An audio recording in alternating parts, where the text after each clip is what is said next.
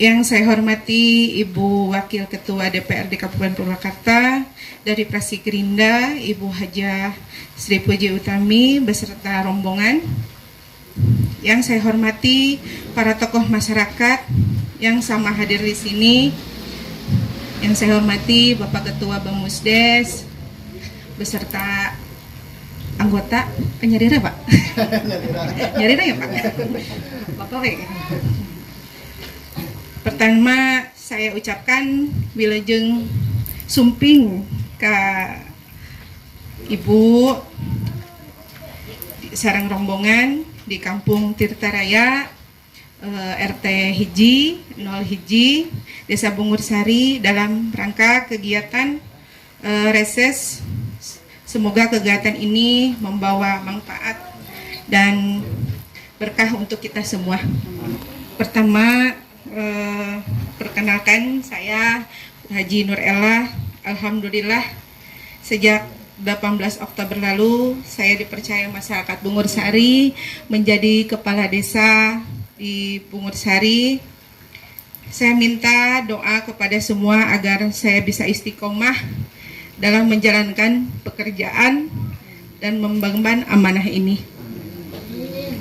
Selanjutnya untuk Ibu Dewan yang terhormat, kemungkinan di perjalanan nanti kami akan menitipkan aspirasi masyarakat Bungursari melalui Ibu. Untuk itu mohon dukungannya dan dalam program kerja kami akan menitik beratkan kepada pembangunan akhlak. Untuk itu kami titip agar para anggota Dewan bisa memperhatikan kesejahteraan guru-guru ngaji yang ada di lingkungan kami, serta peran mereka sangat penting di dalam pembangunan akhlak ini. Terakhir, setelah saya menjabat dan mengetahui permasalahan yang ada di desa, Ibu agar bisa mendorong pemerintah kabupaten melalui Dinas Pemberdayaan Masyarakat dan Desa untuk disiplin waktu dalam menyalurkan anggaran, Bu. Saat ini masih ada anggaran yang belum turun, padahal sudah di penghujung tahun. Dan ini akan menjadi kendala buat desa, Bu. Demikian yang saya dapat sampaikan. Terima kasih atas perhatiannya. Semoga Allah Subhanahu wa Ta'ala selalu memberikan petunjuk, bimbingan, dan lindungannya kepada kita semua. Wassalamualaikum warahmatullahi wabarakatuh. Kehadirat Allah Subhanahu wa Ta'ala, alhamdulillah pada sore hari ini kita bisa bersilaturahim dan insya Allah dalam kondisi sehat walafiat. Salawat dan salam semoga terlimpah curah pada baginda alam Nabi besar Muhammad Sallallahu Alaihi Wasallam, pada keluarganya, sahabatnya, dan tentunya kepada kita semua. Yang saya hormati, saya banggakan Ibu Kades terpilih. Baru 1 bulan belum ya? Belum 1 bulan, belum genap 1 bulan memangku jabatan. Namun demikian saya yakin dan percaya ini sudah sangat sibuk. Karena Pilkades kemudian pelantikan pas di bulan Mulud. Jantan tangtos ya. Panggung dari panggung ke panggung, untung terserak oge Bu. Iya, jantan artis di mana-mana kada sumping, tersumping dengan teran ya Bu. Ya isin. Jadi kada sumping ya kan. Ya, yang saya hormati Bu Kades beserta seluruh jajaran, Pak Sekdes, Pak Kaur, Kepala Dusun, Ketua RT, RW, dan seluruh jajaran yang hadir. Yang saya hormati, saya banggakan, ini Pamidi Abdi mah Ketua DPRD. Iya, Pamidi Desa Ketua Bamusdes. Nah, Pamidi di tingkat kabupaten Ketua DPRD ini ya. Dan yang saya hormati, saya banggakan ibu-ibu, bapak-bapak yang alhamdulillah pada kesempatan sore hari ini bisa hadir berkumpul. Pada kesempatan hari ini di DPRD memang Bu diberikan kesempatan 6 hari kami seluruh pimpinan dan anggota DPRD turun kembali ke masyarakat di dapil masing-masing. Tujuannya tadi untuk mengakomodir aspirasi yang akan disampaikan oleh masyarakat.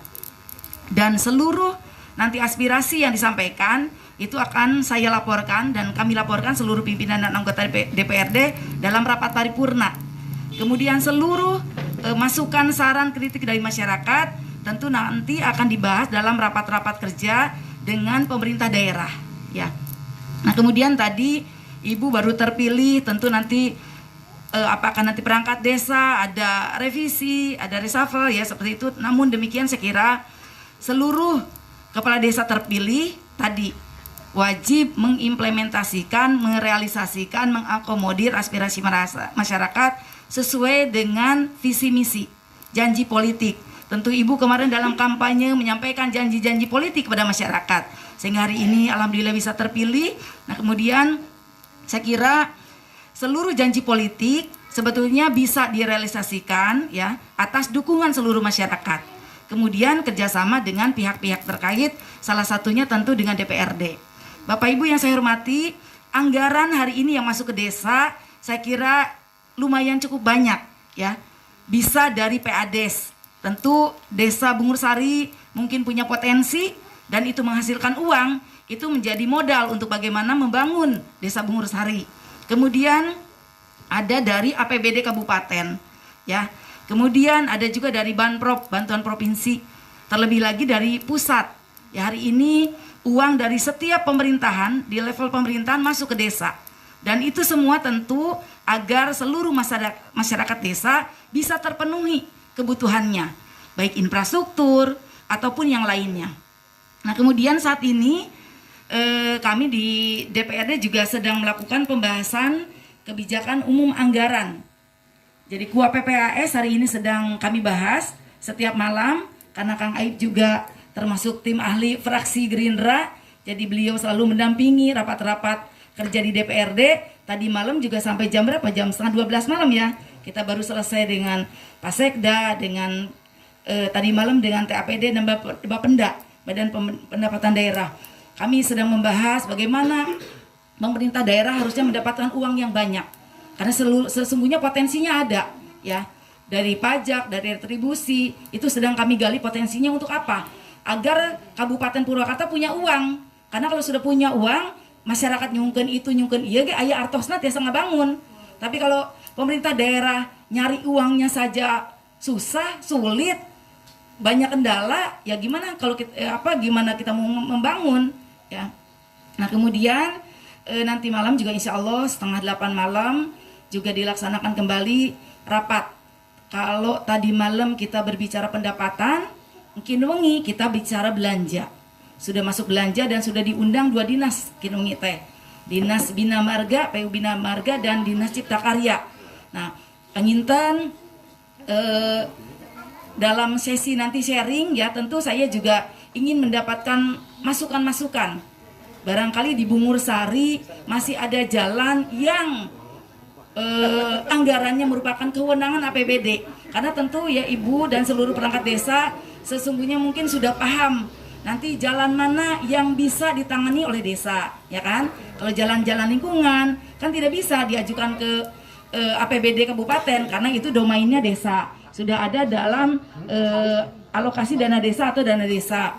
Nah, kemudian saya mohon saran, masukan, aspirasi itu yang memang domainnya APBD kabupaten. Sehingga nanti jangan sampai kadang masyarakat kalau yang nggak paham ngajukan jalan yuk, jalan lingkungan. Begitu misalnya ente diakomodir, tabu puji kamari abdi nyungkeun jalan A, mana tadi bangun-bangun, padahal belum tentu itu kewenangan kabupaten. Karena begitu masuk dalam program sekarang ada namanya sistemnya kan SIPD ya. Sistem Informasi Pemerintah Daerah itu dilebetkan karena SIPD. Kalau itu menjadi kewenangan desa itu langsung gak bisa masuk Pak. Ya, baik nanti dalam lebar jalan, kemudian panjang, terutama lebar dan panjangnya, dan itu menjadi kewenangan lah. Tentu teman-teman di perangkat desa sudah paham mana yang kewenangan desa, mana yang kewenangan kabupaten. Nah, tentu saya mohon masukan itu yang kewenangan kabupaten, sehingga nanti saya berjuang dalam rapat-rapat di badan anggaran itu ya memang sesuai tupoksinya gitu ya. Yantan misalnya nanti terus terang saja sebetulnya begini. Tahun ini tahun 2022 pemerintah daerah memang akan fokus kepada infrastruktur Pak. Karena apa? 2009 pada saat Ambu ya, Ibu Bupati terpilih 2018. 2018 itu kan hanya sisa berapa bulan ya, karena itu APBD-nya sudah ada sebelumnya kan.